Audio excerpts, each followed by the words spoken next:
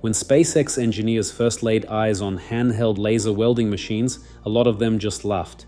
These compact devices looked like props from a low-budget sci-fi movie, not serious, almost insulting to people who were used to heavy industrial equipment. But that very tool that experienced professionals laughed at ended up changing the way the biggest rockets in human history are built. And alongside this quiet manufacturing revolution, SpaceX is gearing up for a mission that could permanently change the future of spaceflight. Starship S-39 darts, a spacecraft with a smooth, almost mirror-like surface that survived temperatures of 1600 degrees Celsius during atmospheric re-entry on its 12th test flight. But it wasn't always this way. In the early days of the program, SpaceX was building massive stainless steel prototypes that looked more like water towers than spacecraft. Rough welds, visible warping, wavy sides, some of them couldn't even make it through ground testing. How did the company go from that chaos to one of the most technically advanced flying machines on the planet? The answer lies not just in engineering decisions, it's a story of a manufacturing revolution that completely reimagined how rockets are assembled. Originally, SpaceX planned to build Starship out of carbon fiber. On paper, it made sense. The material offers an exceptional strength-to-weight ratio, a critically important property for the largest rocket in history. But reality hit hard. Carbon fiber costs around $150 per kilogram. Curing a 9-meter diameter hull would require a pressure oven that doesn't exist anywhere on Earth. And most importantly, the material starts breaking down at just 200 degrees Celsius, while the vehicle heats up to 1600 during atmospheric re-entry. That meant needing a heavy heat shield that would wipe out all the advantages of the lightweight material. The company pivoted and chose stainless steel, $3 per kilogram, excellent compatibility with cryogenic propellant, high heat resistance. But there was a problem. SpaceX needed to learn how to quickly build massive structures out of steel. The solution was unexpected. They hired water tower builders. These guys knew how to quickly join large steel panels, but had zero experience in rocketry. Working under open tents beneath the Texas sky, they used flux-cored arc welding, FCAW. The method is fast, productive, and doesn't require complex equipment. A welding gun feeds a consumable tubular electrode, the arc melts the metal, and the flux inside the wire burns off, creating a protective gas shield that keeps oxygen and nitrogen from contacting the molten weld. For water towers, perfect. For a spacecraft, a disaster. FCAW produces enormous amounts of spatter and dumps massive heat into the metal. Stainless steel expands sharply when heated and contracts just as sharply when it cools. The hulls warped and deformed, giving the early prototypes that famous crinkled look that led many observers to seriously doubt these machines would ever get off the ground. Worse yet, the welds were riddled with microscopic cracks. In rocketry, a microcrack isn't a cosmetic flaw. It's a stress concentration point that can lead to catastrophe. The turning point came during the cryogenic test of prototype Mk1. A horizontal weld seam ruptured and the rocket's nose cone was blasted into the air, a very public failure.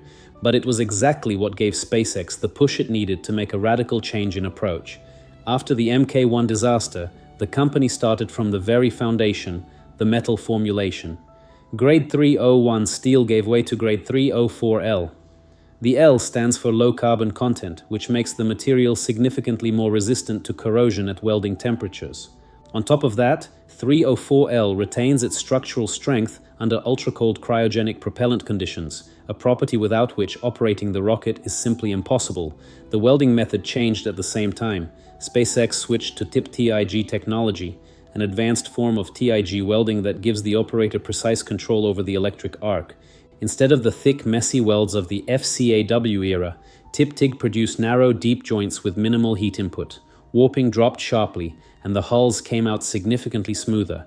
But a fundamental metallurgical problem remained. During manufacturing, steel sheets go through cold rolling, a process that compacts the metal's crystalline structure and gives it high strength. The heat of welding destroys that structure in the weld zone, weakening the joint. SpaceX's answer was a specially built planishing machine. The device moves along the finished weld and literally hammers it with enormous force, restoring the density of the crystal lattice. The weld strength returns to match that of the surrounding metal. As a bonus, the surface gets smoothed out. Another step toward the sleekness we see on modern vehicles. The real breakthrough came in 2024 with the switch to laser welding. When handheld laser machines first showed up on the shop floor at Starbase, the engineers' reaction was unanimous: laughter. The compact devices looked like toys next to the heavy equipment everyone was used to. The skepticism evaporated the moment specialists saw the result of the very first weld. Laser welding works in a fundamentally different way.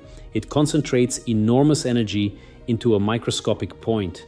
The process happens so fast that the surrounding metal simply doesn't have time to heat up to critical temperatures. Panels stopped warping, visible seams disappeared. It became possible to work with thinner steel sheets without losing structural strength, which directly reduced the vehicle's overall mass by around 20%. The new technology turned out to be 5 to 6 times faster than tip-TIG. Within the first 30 days after its introduction, more than 100 handheld laser machines were deployed across Starbase. Automation followed. Robotic welding arms from leading manufacturers took over the long horizontal and vertical seams, delivering a level of consistency and precision that human hands simply can't match. The final proof that the choice was right came from destructive testing. When engineers loaded laser-welded panels to their breaking point, the metal itself tore, but not the weld. Quality control keeps pace with production. Every centimeter of automated welds is checked with X-ray and ultrasound to hunt for internal defects. Then special penetrant compounds are applied to reveal surface imperfections invisible to the naked eye. It's exactly this combination of cutting-edge technology and rigorous quality control that transformed Starbase from a chaotic collection of open tents into a high-tech rocket factory. And none of this is just about looks. It's the foundation for the next step, one that could be the most important in the entire program's history. SpaceX quietly filed a new radio frequency license with the Federal Communications Commission. The documents describe a mission called Starship Orbital Return Demonstration. The launch window spans several months through the end of the year. SpaceX's president has publicly confirmed the intention to put Starship into orbit this year. This is the 14th test flight. All previous Starship missions were suborbital. The vehicle built up enormous speed, but not enough to reach a stable orbit. That provided a safety margin. In the event of any malfunction, gravity would bring the vehicle back to Earth on its own. Flight 14 changes the rules. For the first time, Starship is expected to accelerate to orbital velocity and complete a full lap around the planet. Reaching orbit is only half the battle. To come back, the vehicle has to perform a deorbit burn, restarting the Raptor engines after an extended period in weightlessness. In microgravity, methane and liquid oxygen behave differently than they do in Earth's atmosphere. The propellant sloshes around in the tanks, and maintaining a stable feed to the engines is significantly more difficult. Without a successful restart, the vehicle won't be able to orient itself properly for atmospheric re-entry. If the engines do restart, the hardest test begins. Returning from orbit means re-entering the atmosphere at around Mach 25. That's incomparably more brutal than anything in the previous flights. The hexagonal ceramic tiles of the heat shield will face a plasma environment that has destroyed spacecraft throughout the entire history of space exploration.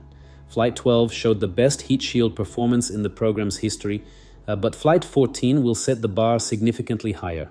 As for catching the vehicle with the tower's Mechazilla arms, that most likely won't happen on Flight 14. Starship is returning from orbit for the first time under extreme thermal and mechanical loads. Risking the tower in that situation doesn't make sense. Instead, SpaceX will most likely demonstrate targeting precision in a virtual catch mode over the ocean, proving readiness for an actual catch on future missions. The Super Heavy booster is a different story. It doesn't reach orbit, it comes back much faster, and a Mechazilla catch is entirely possible on this flight. If Mission 14 ends in success, SpaceX will prove that Starship isn't an experimental hopper, it's a fully capable orbital spacecraft. That opens the door to deploying full-size satellites, orbital refueling as part of the lunar program, and ultimately the realization of the fully reusable transportation system concept the company has been working toward from the very beginning. From laughing at a handheld welding machine to a rocket capable of circling the Earth. The journey turned out to be shorter than the skeptics thought. If you're interested in following this story as it unfolds, subscribe to the channel and hit like. There's a lot more worth talking about ahead.